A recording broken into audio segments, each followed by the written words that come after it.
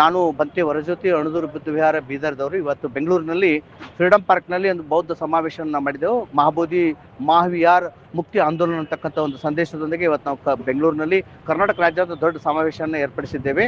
ಇವತ್ತು ನಾವು ಕೇಳ್ತಕ್ಕಂಥದ್ದು ಏನಂದರೆ ಬೌದ್ಧಗಯಾದಲ್ಲಿರ್ತಕ್ಕಂಥ ಮಹಾವಿಹಾರವನ್ನು ಬೌದ್ಧರಿಗೆ ಕೊಡಬೇಕು, ಅಲ್ಲಿ ಬೌದ್ಧರಿಗೆ ಅಧೀನಕ್ಕೆ ಬರಬೇಕು.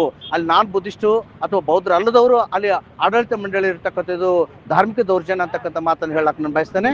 ಇದಕ್ಕೆ ನಾವು ಭಾರತ ಸರ್ಕಾರ ಮತ್ತು ಬಿಹಾರ ಸರ್ಕಾರಕ್ಕೆ ಒತ್ತಾಯ ಮಾಡ್ತೇವೆ, ನಮ್ಮ ವಿಹಾರವನ್ನು ನಮಗೆ ಕೊಡಿ.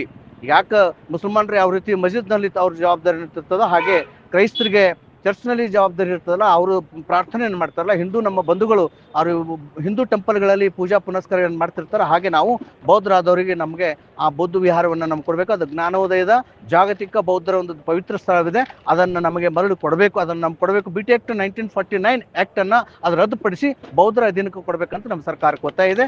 ಅದಕ್ಕೆ ನಾವು ಮುಂಬರ್ತಕ್ಕಂಥ ಫೆಬ್ರವರಿ 12ನೇ ತಾರೀಕು ಸುಮಾರು ಕರ್ನಾಟಕದಿಂದ 10,000 ಜನವನ್ನು ದೇಶಾದ್ಯಂತ ಸುಮಾರು 2 ಲಕ್ಷ ಜನರನ್ನು ಸೇರಿಸುವಂಥ ಕಾರ್ಯಕ್ರಮ ಇದು. ಭಾರತ ಸರ್ಕಾರಕ್ಕೆ ಮತ್ತು ಬಿಹಾರ ಸರ್ಕಾರಕ್ಕೆ ಎಚ್ಚರಿಕೆಯನ್ನು ಕೊಡೋದ್ರ ಮುಖಾಂತರ ನಾವು ಆಂದೋಲನವನ್ನು ಪ್ರಾರಂಭ ಮಾಡಿದ್ದೀವಿ. ಬೌದ್ಧ ವಿಹಾರದ ಮಹಾಬೋಧಿ ಮಹಾವಿಹಾರನ್ನು ಬೌದ್ಧರಿಗೆ ಅಧೀನಕ್ಕೆ ತೆಗೆದುಕೊಳ್ಳಕ್ಕಾಗಿ ನಮ್ಮ ಹೋರಾಟವನ್ನು ನಿರಂತರವಾಗಿ ನಡೀತಾ ಇದೆ. ಇನ್ನು ಉಗ್ರವಾದ ಹೋರಾಟವನ್ನು ಮಾಡೋದ್ರ ಮುಖಾಂತರ ಅದನ್ನು ನಾವು ಪಡಿತೀವಿ ಅಂತಕ್ಕಂಥ ಮಾತನ್ನು ಹೇಳಕ್ಕೆ ನಾನು ಬಯಸ್ತೇನೆ. ಈಗ ಅದಕ್ಕೆ ತೊಡಕಾಗಿರುವಂಥದ್ದು ಅಲ್ಲಿ 1949 ಆ್ಯಕ್ಟ್ ಏನಿದೆಯಲ್ಲ, ಅದು ಸ್ವತಂತ್ರ ನಂತರ ಅದನ್ನು ರದ್ದುಪಡಿಸಿ ಬೌದ್ಧರಿಗೆ ಕೊಡಬೇಕಾಗಿತ್ತು.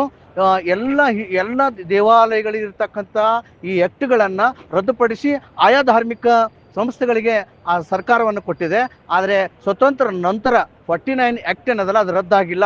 ಅದಕ್ಕೆ ಅಲ್ಲಿ ನಾನ್ ಬುದ್ಧಿಸ್ಟ್ ಅದರಲ್ಲಿ ಉಳ್ಕೊಂಡಿದ್ದಾರೆ. ಅದನ್ನು ರದ್ದುಪಡಿಸಿ ನಾನ್ ಬುದ್ಧಿಸ್ಟ್ ಅವರನ್ನು ಹೊರಹಾಕಿ ಬೌದ್ಧರಿಗೆ ಕೊಡಬೇಕಂತಕ್ಕಂಥದ್ದು ನಮ್ಮ ಆಗ್ರಹವಾಗಿದೆ.